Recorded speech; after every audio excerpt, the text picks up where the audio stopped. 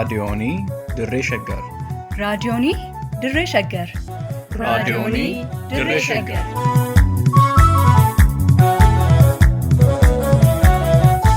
Raadiyoonii Dirree Shaggari. Raadiyooniin Dirree Shaggar torbaan guutuu guyyoodhaan galgalatti sa'aatii tokkorraa eegalee hamma sa'aatii tokkoof walakkaatti dambalii gabaabaa meetir baandii 19 kiiloo heerzii 15,415 irratti qophii dabarsuu amma jalqaba. Raadiyoonii Dirree Shaggar.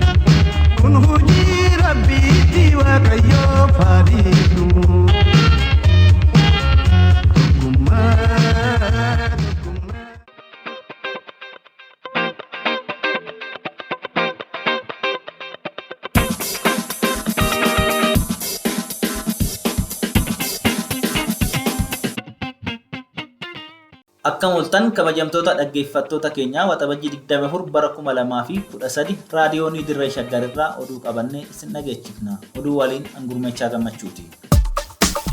Naannoo Amaaraa magaalaa Chaaginitti dhukaasa barattoota Oromoo 4 irratti banamee lubbuun barataa tokkoo darbuun dhagahame.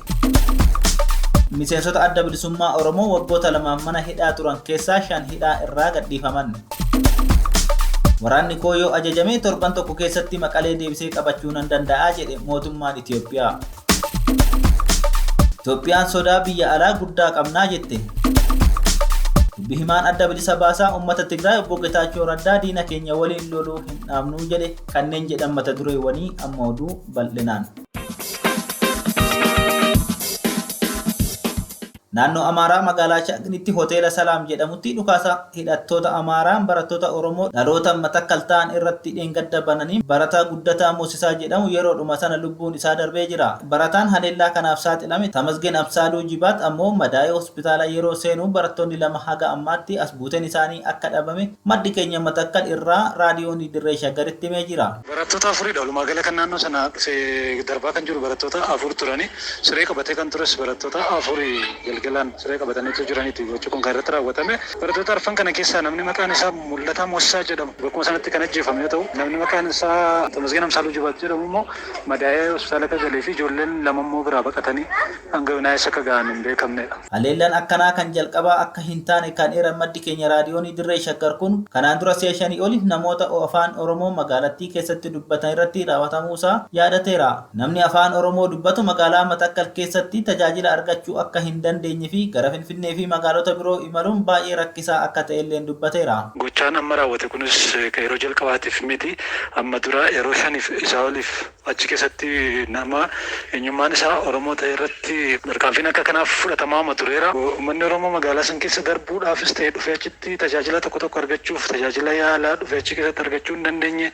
Namni afaan Oromoo dubbatu achi keessa darbuun hedduu rakkisaadha. Hidhattoonni Amaaraa kunneen meeshaa waraanaa hidhatanii magaalaa keessa kan socho'an yoo ta'u, halkan naannawa Oromoon jiraatu hunda sakatta'uun tarkaanfii garaagaraa fudhachaa jiraachuun dhaga'amaa jira. Dhimma kanas mootummaan naannoo Amaaraa fi Beenishaangul Gumuz quba qabaachuu kan eeru maddi keenya kun namni afaan Oromoo dubbatu magaalota naannoo Amaaraa keessatti akka alagaatti ilaalamaa jira jedheera. Mootummaan naannoo Amaaraa fi mootummaan naannoo Beenishaangul dubbii kana sirriitti gaffageessee beeka. Namni afaan Oromoo dubbatu yookiin namni Oromoo ta'e tokko magaalaa naannoo Amaaraa jala jirtu keessa walii gadi socho'uun yookiin achi keessatti afaan Oromoo dubbachuun akka kontirbaandiitti ilaalamaa yeroo jiru irra geenye jirra. Hidhatanii ta'e magaalaa keessa socho'aa kan jirani halkan bakka namni afaan Oromoo dubbatu jiru hunda sakatta'uudhaan tarkaanfii fudhachaa akka jirani odeeffannoo achi isinii kennuu barbaadeen isinii bilbile. Miseensonni adda bilisummaa Oromoo gameeyyiin lakkoofsa 5 ta'an dheengadda mana hidhaa Qillintoo irraa gadhiifamuu qondaalli adda bilisummaa Oromoo obbo Lammii Gammachuu raadiyoonii Dirree Shaggaritti himaniiru. Hidhamtoonni kunneen galmee miseensa gumii sabaa adda bilisummaa Oromoo Kaayyoo Fufaa jalatti warreen himataman yoo ta'an turtii waggaa 2 booda mana hidhaa irraa gadhiifamaniiru. Isaanis Kaayyoo Fufaa, Caalaa Baa'isaa, Aanaa Baa'isaa, Abbabaa Maammoo fi Ashabbir Barii akka ta'an beekameera. Dhaggeeffattoota keenya sababa hidhamuu isaaniitii fi turtii achitti qabaachaa turan sagantaa keenya boruu keessatti bal'inaan kan isiniif dhiyeessinu ta'a. Waraanni Tigraay magaalaa Maqalee to'achuu waliin wal qabatee qaamolee wal waraanaa jiran gamaa gamana walitti dhaadachaa jiraachuun dhaga'ameera. Loltoota isaa magaalaa Maqalee keessaa baasuu murtoo siyaasaati malee dhimma waraanaa miti kan jedhe mootummaan Itoophiyaa waraanni koo yoo ajajame torban tokko keessatti Maqalee deebisee qabachuu danda'a jechuun dhaadachuun dhagahame. Jeneraal Baacaa Dabalees ibsa gidduu kana miidiyaaleef kennaniin amma TPLF Itoophiyaaf yaaddoo guddaa miti. Loltoota baay'ee Maqalee keessaa fi naannoo ishee kaa'uun gaarii miti jedhaniiru. Ambaasaadar Redwaan Hussein gama isaaniitiin waraanni keenya yoo ajajame Maqalee torban tokko keessatti deebisee qabachuu danda'a jedhan. Itti dabaluunis waraana kana irratti lubbuun namoota nagaa fi loltoota mootummaa hedduu darbuu ibseera. Baatiiwwan 8 darban keessatti baasii waraanaaf ba'ee osoo hin dabalatin qarshii biiliyoonii 100 mootummaa federaalaa irraa baasii akka ta'e ibseera. Dubbi himaan TPLF Getaachoo Raddaa waraanni Tigraay Maqalee eega to'ateen booda waamichi dhukaasa dhaabuu jedhu baacoodha jechuun Rooyitersitti hime. Loluu yoo barbaachise gara naannoo Amaaraa fi Eertiraattis ni duulla jedheera. Muummichi ministeeraa Itoophiyaa Abiy Ahmed gama isaatiin ibsa kaleessa miidiyaaleef kenneen gareen shororkeessaa Abuut yeroo ammaa sadarkaa sodaa nageenyaa ta'uu hin danda'u jedheera. Lolichi ulfaataa akka turee fi uummanni Tigraay loltoota TPLF deeggaruudhaan loltoota raayyaa ittisaatiif bishaanii fi midhaan dhoowwachuu isaanii Abiy hin dhoksine. Dhimma Tigraay caalaa dhimma Itoophiyaaf dursi akka kennamu ibsaniiru jechuun Faanaa Broadcasting Corporateetu gabaase. Uummanni naannichaa sababa waraanichaatiin rakkoo sarbama mirga namoomaa fi beela hamaa addunyaan quba qabu keessatti dararaa argaa wayita jiru kanatti dhimma Itoophiyaa dursi kennamuu fi qabu alatti dhimmi Tigraay kan hin yaaddessine ta'uusaa odeeffata Faanaa Broadcasting Corporate gabaaserraa hubachuun danda'ameera.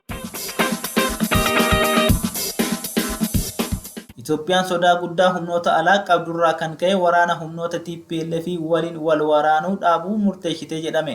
Tarkaanfiin wal waraansaa dhaabuu kunis waraanaan alaa itti aggaamame ofirraa qorachuuf kan fudhatamedha jedhan Leetinaant Jeneraal Baacaa Dabalee. Qindeessaa olaanaa hojiilee ijaarsaa humna waraanaa raayyaa ittisa biyyaa Leetinaant Jeneraal Baacaa Dabalee kaleessa waxabajjii 23 bara 2013 waajjira ministeera dhimma alaatti Ministeerri Deetaa Ministeera Dhimma Alaa Ambaasaadar Redwaan Hussein waliin ibsa miidiyaaleef laataniin yeroo ammaa sodaa guddaan Itoophiyaa giddugaltummaa biyyoota alaa waan ta'eef of qopheechuun barbaachisaa fi dirqamaa jedhaniiru. Ministeerri Deetaan Ministeera Dhimma Alaa Ambaasaadar Redwaan Hussein gama isaaniitiin tarkaanfiin dhukaasaa dhaabuu mootummaa naannoo Tigraayitti fudhatame murtoo siyaasaa namummaa kan giddugaleeffatedha jedhaniiru jechuun Faanaa Broadcasting Corporateetu gabaase. Muummichi ministeeraa Abiy Ahmed waajjira isaaniitti haala yeroo irratti kaleessa waaree booda ibsa kenneen Tigraay keessa waraana mootummaa raayyaa ittisa biyyaa baasuuf gaafannee TPLF nu didaa ture jechuun dubbateera.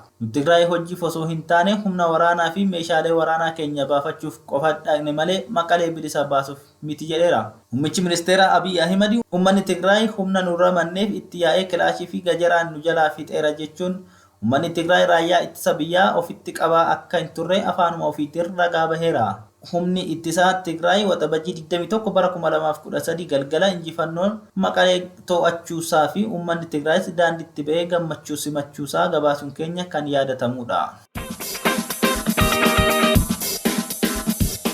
Dubbi himaan adda bilisa baasaa uummata Tigraay obbo Getaachoo Raddaa diina uummata Tigraayin loluu wayita hubatamaa jiru kanatti lola hin dhaabnu jedheera. Bogetaachoon Afgaaffii dheengaddatti CNN waliin taasiseen hanga mootummaan Itoophiyaa uummata Tigraay cabsuuf yaaluu irraa of hin qusannetti humni ittisaa Tigraay waraana dhaabuuf fedhii gadi aanaa akka qabu hubachiiseera.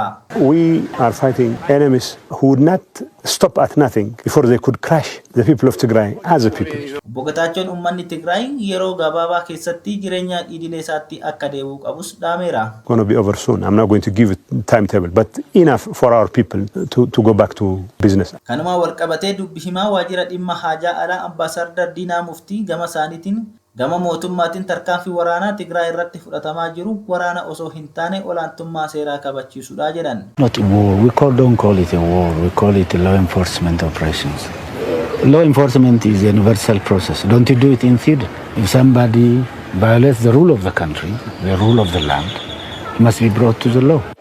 Ambaasaadar Diinaan naannoo uummanni kumni 900 ol beelaaf miliyoonotaan immoo rakkoo hamaaf saaxilamuusaa wayita addunyaa afaan tokkoon balaaleffataa jirutti gaaffii gaafatamaniif kallattiin deebisuurraa ani achi hin jiru adda hin baasne gaaffii akkanaan hin gaafatina jechuun gaazexeessitootatti dheekkamaa fi sodaachisaa akka turan hubatameera. I cannot verify whatever we have come across because I was not there. I didn't listen to it. And don't ask me such questions.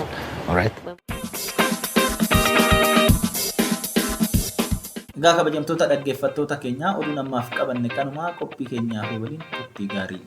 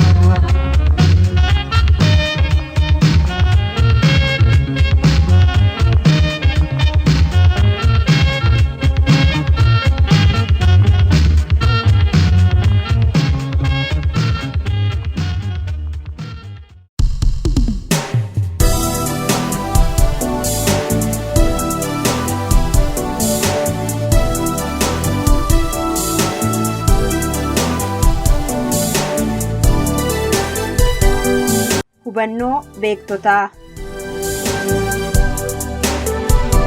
Sagantaa kanaan ilaalcha, taajjabbii, qeeqa, hubannoo fi qorannoo hayyoonni haala dhimma biyya keenyaa irratti barreessan isiniif dhiyeessina. Hubannoo beektotaa.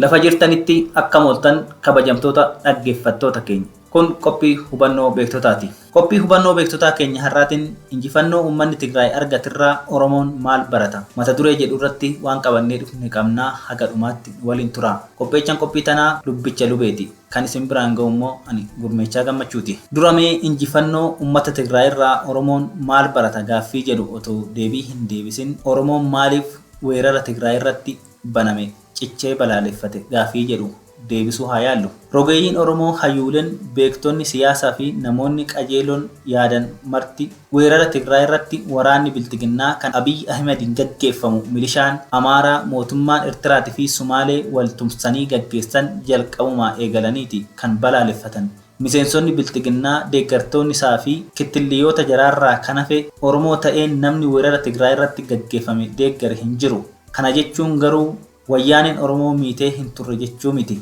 Oromoon weerara kana kan balaaleffateef haala qabatamaa lafa jiruu fi dhugaa biyya sanaaf malu irratti hundaa'eeti. Sababiiwwan Oromoo mormisiisan keessaa muraasa isaanii akka armaan gadiitti mee walumaan haa ilaalluun waliin tura.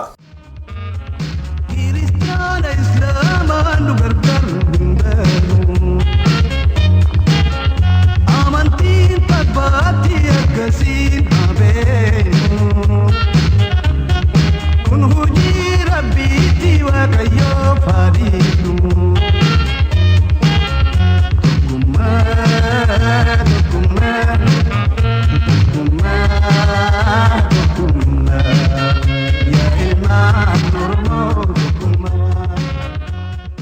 Sababii inni duraa kan Oromoon weerara kana akka balaaleffatu isa dirqisiise dhimma federaalizimiiti. Addi bilisummaa uummata Tigraay kan wayyaanee jedhamee beekamu federaalizimii waliin lola bu'uuraa hin qabu. Uummanni Oromoos federaalizimii fi hiree ofii murteeffachuutti amana. Kun bara dheeraaf kallattii qabsoosaati ture. Yoo wal kabajuu fi ofiin of bulchuun akkaan hojiitti hiikame dantaan Oromoo ni eegama waan ta'eef uummattoonni hiree ofii murteeffachuun Oromoof bu'aa malee miidhaa hin qabu. Sirni wayyaanee federaalizimii hojiitti hiikuu irratti rakkina haa qabaatu malee akka adeemsatti sadarkaa yaadatti federaalizimii waliin lola hin qabu. Hin mormusi. Wayyaaneen ofittummaan kaayyoo saamichaa tarkaanfachiisuuf aangoo siyaasaa diinagdee biyyaas to'atee biyya ukkaamsee bituu irratti waan xiyyeeffateef federaalizimiin akka heera mootummaatiin labsame akka hojiirra hin oolle dhorkeera. Ofittummaa fi of tuulummaa wayyaanee federaalizimii karaarraa maqseera. Abbaa irrummaan wayyaanee federaalizimii haalaan hojiitti jijjiiruu waan dhorkeef kan fincilli uummataa itti ka'ee aangorraa darbatame. Wayyaaneen garuu akka injifannootti farra federaalizimii miti. Hoggaa weerarri Tigraay irratti adeemsifamus humna ittiin federaalizimiin akka hojiirra hin oolle danqu hin qabu ture. Cufaayyuu federaalizimii tumsuu irratti humna cimaa tokko ture. Kanaafuu Oromoon dantaa ofiitiif warra federaalizimii ukan jajjabeessuu waan qabuuf waraana Abiyyii fi humnoonni federaalizimii morman adeemsisan balaaleffate. Oromoon sirna sabdaneessan malee sirna warra qeenxeetiin dantaa isaa eegsisuu hin danda'u. Wayyaanonni akka warra nafxanyaa sabdaneessa hin jibban jireenya uummattootas hin haalan. Sababni biraa kan Oromoon weerara Tigraay irratti godhame balaaleffateef inni darbee kana booda jarri deebi'anii Oromoo bituuf abbaa irrummaa darbe deebifachuuf fedhiis dandeettis hin qaban bu'uura jedhurraa ka'eeti. Waan ta'eef kan saammatan qabatanii biyya isaanii haa bulfatan nutis biyya keenya bulfannaa walis kabanyee jiraanna abdii fi amantaa jedhurraa ka'eeti. Sababni inni lammataa dhugaatti amanuurraa kan ka'e jarri wayyaanee erga Maqaleetti galanii booda nama biraatti hin dabarre. Wanti isaan godhan yoo jiraate uummata isaanii gurmeessanii akka heerri mootummaa eeyyamutti filannoo biyya isaaniirratti adeemsifatan. Kun haqa isaaniiti, mirga isaaniitis. Maaltu natti bade jedhaniiti mootummaan giddugalaa miseensa federaalaa tokkorraa kan baay'ata kutu, kan filannoo dhoorku, kan weeraru. Maal ta'eeti kan akka an jedhetti malee mirga heerri mootummaa eeyyamutti isin dhimma hin baatan jedhamanii kan waraanni irratti labsamuuf.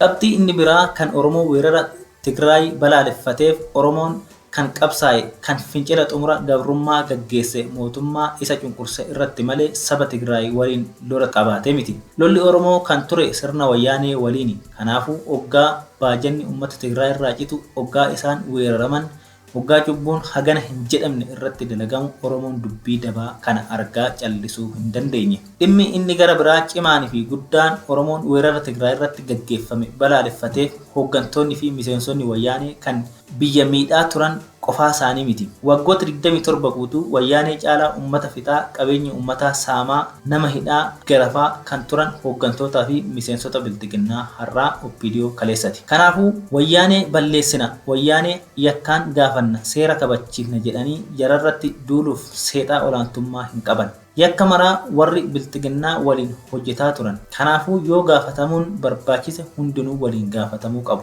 Yoo ta'uu baate ammoo jaraafis dhiifamni godhamuu qaba yaada jedhurratti. Qabxiin biraa kan Oromoon waraana kana balaaleffateef rakkoon siyaasaa waraanaan hin hiikkatu ejjennoo jedhurraati. Rakkoon impaayera Itoophiyaa mudate rakkoo siyaasaati. Rakkoon siyaasaa ammoo murtee siyaasaa barbaada. Taa'anii mari'achuu, kennanii fudhachuu gaafata. Waraanni wal jibbiinsa gadoo fi madaa hin fayyine uummattoota walakkaatti uuma. godaannisa hin fayyine dhiisee darba. Kana malees biyyi hiyyeettiin addunyaarraa boodatti hafummaan beekamtu waraana gaggeessitee dhiisii akkanattuu lammii ofii nyaachistee buluu bakka hin dandeenyetti waraana gaggeessuun abidda boba'aa jiru irratti beenzila firfirsuudha. Hubannoo jedhurraa madda mormiin Oromoo. Kana bira tarees waraana jalqabuun salphaa fakkaatullee xumurri isaa akkam ta'uu akka malu beekuun waan rakkisaa ta'eefi waraanni kun akka gaggeeffamu Oromoon hin barbaanne.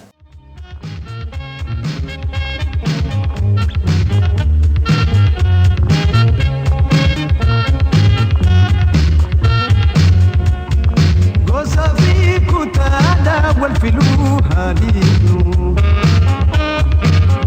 Gosa fi kutaadha wal filuu haaliinu. Oromummaa qofaan waliifaa firoomnu.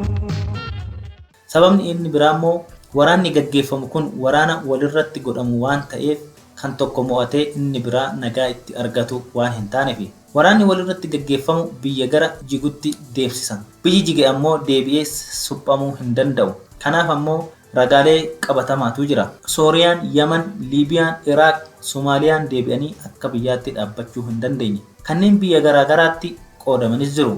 Kanaaf fakkeenya kan taatu Yugoslaaviyaadha. Waraana wal gidduutti gaggeeffameen kan ka'e Yugoslaaviyaan impaayera tokko turte. Sarbiyaa, Boosniyaa, Cheek Riippaabilik, Kirooshiyaa, Kosoovoo taatee biyya adda addaatti bittinnooftee jirti. Impaayerri jiguun akka garuu otoo dhiigni akka malee hin jigin gargar deemuun immoo gamnummaadha. Egaa injifannoon Tigraay injifannoo humnoota federaalizimiiti. Ergaa Abiy Ahmed aangootti dhufee falmii guddaan siyaasa biyya sanaa keessatti uumame gara duubatti deebi'uu moo gara fuulduraatti deemuu wayya yaada jedhu irratti. Uummattoonni biyya sanaa marti federaalizimiitu biyya sana fuulduratti deemsisa oggaa jedhan finxaaleeyyiin Amaaraa kanneen Abiy Ahmed duukaa hiriiran garuu sirna bara Haayile Sillaasee kan Itoophiyaa amantii tokkoo, afaan tokkoo, aadaa tokkoo qofa leellistu deebisna jedhanii falmaa jiru. Warri eenyummaa qeenxee deebisanii ijaaruu abjootan yoo Tigraay cabsine kanneen biroos warreen federaalizimii leellisan humnaan cabsina jedhanii hawwanilleen hawwiin isaanii waan fashalaa'eef injifannichi kan Tigraay qofa miti. Erga kana jenneen booda injifannoo uummata Tigraay irraa maal baranna? Uummanni Tigraay waraana ji'a 8 halkanii fi guyyaa irratti gaggeeffame damdamatee akkamiin mo'atee injifannoon Tigraay Oromoo fi hiikaa maalii qaba kan jedhu mee walumaan haa ilaallu. Ammas ni waliin tura.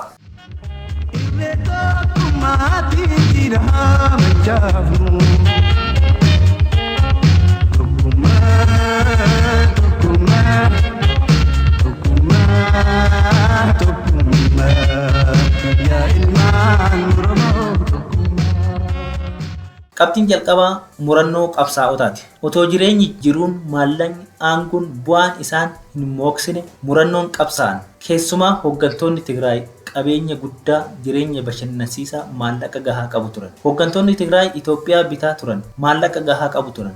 Masaraa mootummaa keessa bashannanaa turan. Biyya lafaa kamiyyuu deemanii maallaqa saammatanii rakkoo tokko malee jiraachuu danda'u turan. Summarri isaan hin hawwanne ulfinarra gadi bu'anii daaraa keessa rafanii barbaasoo kaayyatanii galaa baadhatanii lolaaf gammoojjii fi tulluu keessatti galuun injifannoo isaan gonfachiiseera. Qabxiin lammataa fudhatamtuu fi gantuun uummata Tigraay biratti fudhatama dhabuudha. Tigraay keessaa bitamtuu fi gantuu argachuun rakkisaadha.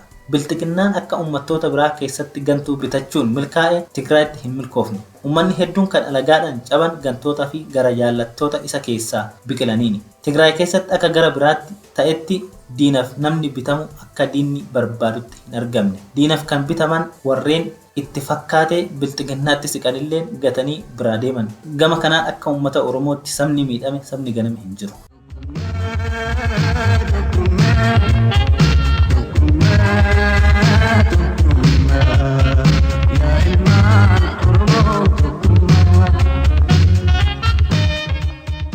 Qabxiin biraa fi sadaffaan murannoo fi sabboonummaa uummata Tigraay. Uummanni Tigraay sabboonummaa isaa irratti gaaffii hin qabu. Sabboonummaan isaa akka bu'aa isaa tiksuufis uummata sirriitti hubate. Otoo sabboonummaa Tigraay balleessuun danda'ame dargiitu balleessayu. Yoo diina waliin hojjechuun dirqama itti ta'e illee nama isaanii dabarsanii hin kennan. Warreen paartii biraa keessatti wayyaaneen mormaa turanillee dhimma uummata isaanii irratti waliin dhaabbatan. Qabxii afuraffaan uummanni Tigraay uummata maallaqaan bitamuu miti. Mootummaan bilxiginnaa nama hooggantoota wayyaanee bakka jiran himeef yookaan qabsiisee birrii miiliyoona 10 akka kennu labsee ture. Haa ta'u malee uummanni Tigraay jagnoota isaa dabarsee hin kennine. Garuu bakka jarri jiran wallaalanii yookiin maallaqa fudhachuun akka nama duroomsu wallaalanii miti. Kabaja ofiif qabu maallaqaan waliin geeddaran. Qabxii shanaffaan uummata injifachuun hin danda'amu. Bilxiginnaan Abiy Ahimadiin gaggeeffamuu fi deeggartoonni isaa kan duulan hooggantoota wayyaanee lakkoofsan murtaa'an irratti miti. Bilxiginnaan Abiy Ahimadiin gaggeeffamuu fi deeggartoonni isaa kan duulan hooggantoota wayyaanee lakkoofsan murtaa'an irratti qofa miti. Otoo namoota muraasa irratti qofa waan xiyyeeffatameef ta'ee poolisiidhaan yoo qabamuu baatanillee bakkuma jiranitti himanni itti banamee irratti murtaa'uun ni danda'ama ture. Fakkeenya bara wayyaanee Mangistuu Hayilamaariyaam irratti bakka hin jirretti duuti itti murtaa'eera. Garuu Mangistuun yakkamaa jedhames biyya biraa jiraataa jira.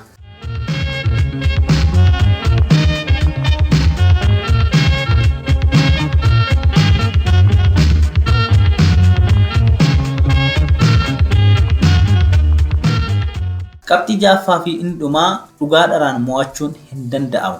Uummanni Tigraay kan lole qeesaa irratti wayita waraanni irratti gaggeeffamu biyya isaa jira malee biyya namaa dhaqee miti. Uummanni dhugaa qabu uummanni mana isaa taa'ee falmatu haamilee guutuu qaba. Mindaaf saamichaaf kan ormaa fudhachuuf inni lolu garuu dhimmi inni loluuf bu'aa yeroo irratti rarraati. Eega kan hundaa tokko tokkoon ilaallee garuu wayyaaneen lammata deebi'ee akka shaggar dhufu deebi'ee akka Oromoo bitu namni barbaadu hin jiru. Nafxanyaas ta'ee wayyaaneen akka nu bitu hin barbaannu. Sirni Abiy Ahimad amma gaggeessaa jiru immoo sirna nafxanyaati. Akkuma sirni wayyaanee unkutaa'ee itti fufiinsa sirna sanaa ta'ee otoo jiru maqaa geeddaratee nafxanyummaa ijaaruuf sirni ifaajaa jiru sirna bilxiginnaa hundeen buqqa'uu qaba jenna.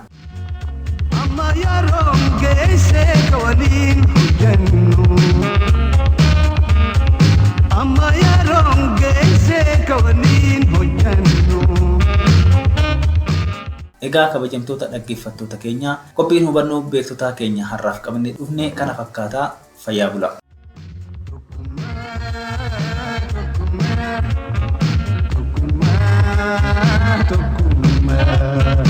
Ya ilmaan Oromoo tokkummaa, tokkummaa, tokkummaa, tokkummaa, tokkummaa. Ya ilmaan Oromoo tokkummaa.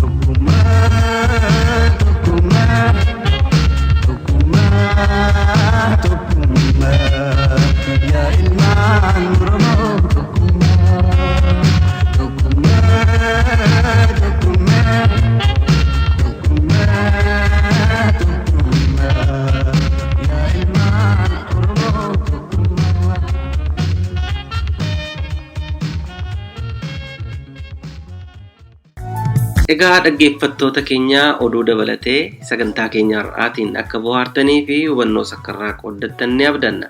Sagantaa hubannoo beektotaa torbaan dhufu sa'aatii wal fakkaatu irratti isiniif dhiyeessinu irratti akka dhiyaattaniif asuma isin affeeraa tamsaasa raadiyoonii Dirree Shaggar boru galgala sa'aatii wal fakkaatu irratti isiniif darbuun walitti deebina. Turtii gaarii qabaadhaa.